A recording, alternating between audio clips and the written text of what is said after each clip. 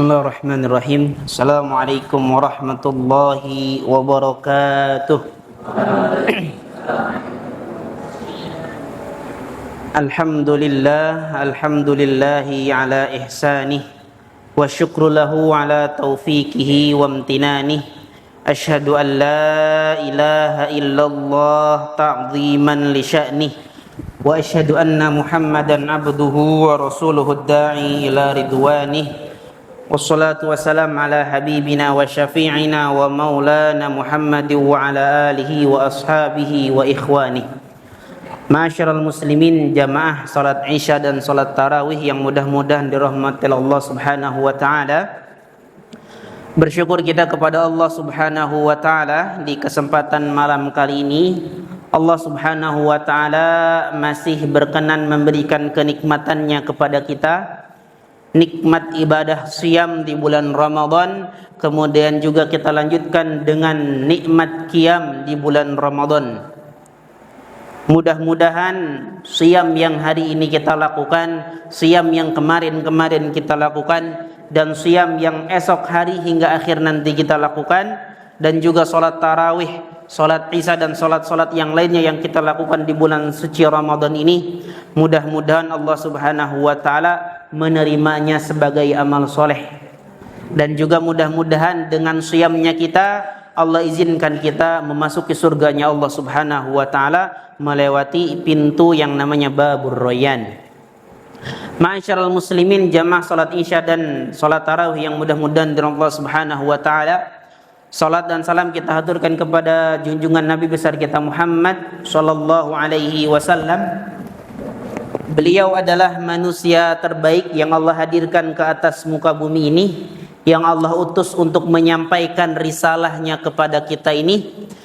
Salawatnya kita kepada beliau, salamnya kita kepada beliau mudah-mudahan menjadikan asbab kita, menjadikan kita mendapatkan syafaat dari baginda Nabi Muhammad sallallahu alaihi wasallam. Amin. Amin ya rabbal alamin. Ma'asyiral muslimin rahimani wa rahimakumullah. Bulan Ramadan yang kita saat ini hadir di dalamnya ini, itu salah satu nama yang disematkan kepada bulan Ramadan adalah Syahrut Tarbiyah, bulan pendidikan, bulan latihan, bulan belajar. Artinya ma'asyiral muslimin, jamaah salat Isya rahimani dan salat tarawih rahimani wa rahimakumullah. Artinya ketika seseorang itu banyak berlatih, maka dia akan ahli dalam hal yang sedang dia latihan. Artinya misalkan orang yang senang sepak bola, orang yang senang main bola, setiap hari dia berlatih, setiap pekan dia berlatih, jadwal latihannya itu teratur, maka insya Allah dia akan menjadi pemain bola yang handal. Begitu juga dengan pemain bulu tangkis, pemain tinju, ataupun pemain-pemain yang lainnya. Ketika dia sering berlatih, maka dia akan menjadi ahli di bidangnya. Tapi ma'asyiral muslimin rahimani wa rahimakumullah, manakala latihan tersebut, tiap hari sudah latihan main bola, tiap hari sudah latihan tanding lawan tim ini, tapi pas pertandingan dia kalah. Capek-capek lah latihan. Artinya ma'asyiral muslimin rahimani wa rahimakumullah, Allah Subhanahu wa taala hadirkan bulan Ramadan kepada kita untuk kita berlatih. Allah hadirkan kepada kita bulan Ramadan, di dalamnya kita diwajibkan untuk berpuasa.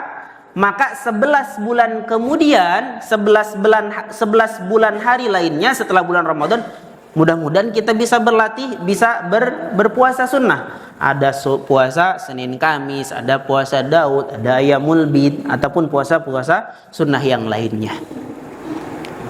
Allah latih kita di bulan Ramadan dengan qiyam tarawih. Mudah-mudahan setelah Ramadan kita bisa istiqomah dengan sholat lail ataupun sholat tahajudnya. Di bulan Ramadan kita dilatih, ditarget, dikejar untuk khataman. Mudah-mudahan setelah bulan Ramadan bacaan Quran kita yang rutin itu kita lanjutkan. Itu namanya bulan latihan. Selanjutnya ma'asyiral muslimin, jamaah salat Isya dan salat tarawih rahimani wa rahimakumullah. Adanya kita di atas muka bumi ini, adanya kita di atas hamparan yang Allah hadirkan, hamparan bumi yang begitu luas ini, ajang kita latihan, ajang kita mempersiapkan diri untuk kehidupan di kemudian hari. Artinya kan sekarang kita sering mendapatkan pengertian bahwa hidup di dunia itu hanya sesaat, maka jadilah orang yang taat, kan seperti itu. Di dunia ini hidupnya hanya sementara, maka gunakan dengan sebaik-baiknya. Ma'asyiral muslimin rahimani wa rahimakumullah, ada satu kejadian di akhirat nanti yang di sana ada orang-orang yang memiliki amal soleh, yang memiliki pahala yang banyak, tapi Rasulullah Shallallahu Alaihi Wasallam sebutkan mereka sebagai orang-orang yang merugi. Mari kita bedah hadisnya. Hadis riwayat Imam Muslim, ya. Hadis nomor ke-2581, nanti bisa dicek di kitab Sahih Muslim. Satu ketika Nabi Shallallahu Alaihi Wasallam sedang berbincang bersama para sahabatnya, ngobrol bareng seperti itu, ngobrol santai gitu kan. Kemudian Rasulullah Shallallahu Alaihi Wasallam berkata kepada para sahabatnya tadi, "Atadruna mal muflis?" Apakah kalian ngerti siapakah orang-orang yang bangkrut itu? Kalau bahasa kitanya, kalian tahu nggak siapa orang-orang yang rugi, bangkrut, kemudian apes gitu kan? Para sahabat ketika itu menjawab, ya karena wajar, manusiawi. Ketika disematkan kata rugi, kata bangkrut, ya berarti ya orang-orang yang punya usaha terus bangkrut, orang-orang punya bisnis terus bangkrut. Para sahabat pun jawab demikian. Apa kata para sahabat? Al-muflisu fina, orang yang bangkrut di antara kita wahai Nabi, wahai Rasul, adalah man la dirham lahu wala mata'. Kata para sahabat, orang yang bangkrut, orang yang rugi, orang yang apes di antara kita adalah orang yang enggak punya dirham dan enggak punya apapun dari harta. Itu jawaban para sahabat ketika ditanya sama Nabi Shallallahu Alaihi Wasallam. Tapi lihat jawaban Nabi Shallallahu Alaihi Wasallam. Faqala Nabi Shallallahu Alaihi Wasallam, kemudian Nabi Shallallahu Alaihi Wasallam mengatakan, Innal muflis min ummati, sesungguhnya orang yang bangkrut, orang yang rugi, orang yang apes di antara umatku adalah ya'ti yaumal qiyamati bi sholatin wa siyamin wa zakatin, adalah orang-orang yang ketika di dunia dia itu terbiasa mengerjakan sholat, karena dia pas di hadapan Allah bawa pahala sholat. Wa siyamin, juga dia terbiasa puasa, karena di hadapan Allah dia membawa pahala puasa. Wa zakatin, dan juga membawa pahala zakat, infak, sedekah. Lah kok ini orang yang sholat, orang yang puasa, orang yang zakat kok masih dianggap rugi, kata Nabi Shallallahu Alaihi Wasallam. Kenapa? Lihat lanjutan hadisnya. Wa ya'ti, akan tetapi di waktu yang bersamaan, qad syatama hadza, di waktu yang bersamaan, di samping dia itu rajin sholat, di samping dia itu rajin puasa, apalagi puasa Ramadan, ya, puasa Senin Kamisnya nggak pernah tinggal, puasa Ayyamul Bidnya nggak pernah tinggal, ataupun puasa sunnah yang lainnya. Qad syatama hadza, di waktu yang bersamaan itu meskipun dia rajin ibadah, tapi dia senang mencaci orang lain, mencaci saudaranya, menganiaya saudaranya, mengejek saudaranya.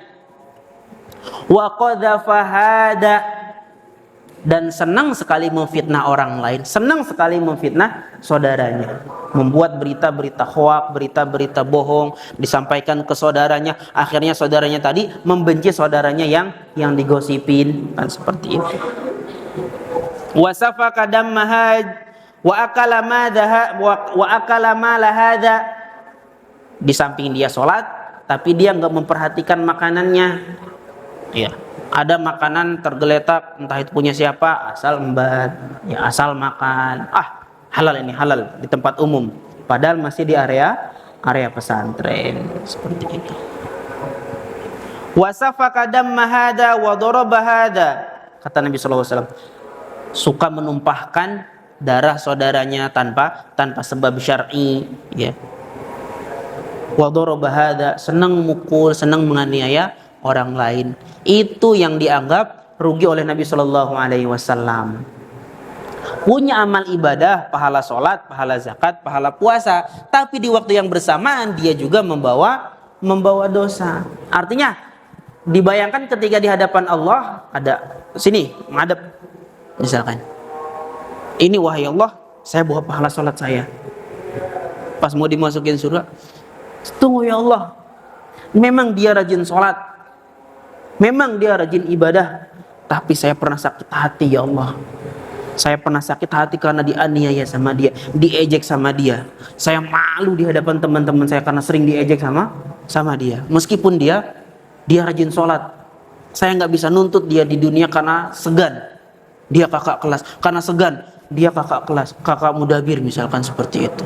Akhirnya kata Allah Subhanahu Wa Taala, benar kamu nganiaya dia, ngejek dia? Iya Allah. Udah, pahala sholatnya kasihkan ke dia. Oh ya Allah, saya masih punya pahala zakat nih ya Allah, pahala infak, pahala sedekah, infak sering rajin infak Selasa, rajin infak Jumat, infak subuh juga rajin. Oh Masya Allah. Tapi datang satu orang lagi. Ada apa? Ya Allah, memang dia rajin sedekah, rajin zakat, tapi saya pernah difitnah sama dia ya Allah. Muka saya tercoreng ya Allah. Saya malu mau ngapa-ngapain tuh ya Allah.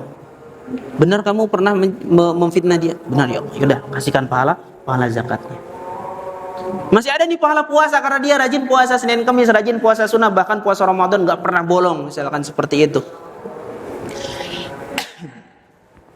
Datang lagi orang, ya Allah, dulu tuh saya naruh jajan di atas lemari ya Allah, tapi dia makan ya Allah. Aku tuh nggak ridho ya Allah, nggak sebenarnya aku nggak ngizinin, cuma mau marah nggak bisa ya Allah karena dia badannya lebih besar daripada saya ya Allah. Ya udah, kasihkan. Udah nggak punya apa-apa lagi nih kan, pahala puasa dikasihkan sama orang tadi, pahala zakat dikasihkan sama orang tadi, pahala salat dikasihkan sama orang tadi. Kemudian kata Allah Subhanahu Wa Taala, kata Nabi Shallallahu Alaihi Wasallam, mohon maaf, fa in faniyat hasanatuhu, maka ketika kebaikan yang dia miliki itu habis, udah nggak ada punya pahala lagi karena udah dikasihkan sama orang lain, qabla ayyak dia ma'alaihi, sebelum orang lain yang menuntut dia itu habis, maksudnya udah habis nih tiga pahala tadi, tapi masih ada orang lain yang nuntut ke dia, maka kata Nabi Shallallahu Alaihi Wasallam, ukhidha min khotoyahum faturihat alaihi thumma turiha finnar.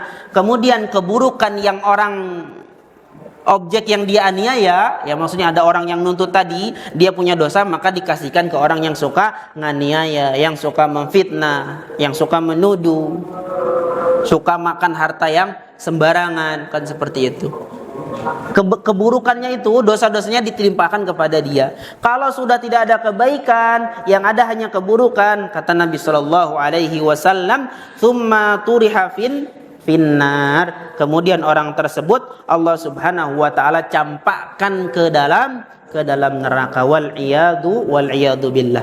Ma'asyiral muslimin rahimani wa rahimakumullah, itulah poin penting yang disampaikan oleh Rasulullah Shallallahu Alaihi Wasallam dalam hadis ini. Mari sama-sama kita mengintrospeksi diri kita kembali. Kalau sampai saat ini masih ada orang lain yang tersakiti dengan tingkah perilaku kita, tersakiti dengan kata-kata kita, meskipun lidah ini tak bertulang tapi sungguh tajam, ya, asal jeplak, asal ngomong, asal bunyi, ada orang lain yang tersakiti. Mari kita mohon ampun kepada Allah Subhanahu Wa Taala atas dosa-dosa yang kita kerjakan, meminta maaf kepada saudara kita yang pernah kita aniaya, yang pernah kita ejek, dan yang pernah kita tuduh hal-hal yang tidak. Masyaallah muslimin rahimani wa rahimakumullah, demikian satu hadis ini yang bisa kami sampaikan di kesempatan malam kali ini, mudah-mudahan bermanfaat. Aqulu qouli hadza subhanakallahumma wa bihamdika asyhadu an la ilaha illa anta astaghfiruka wa atubu ilaik. Assalamualaikum warahmatullahi wabarakatuh.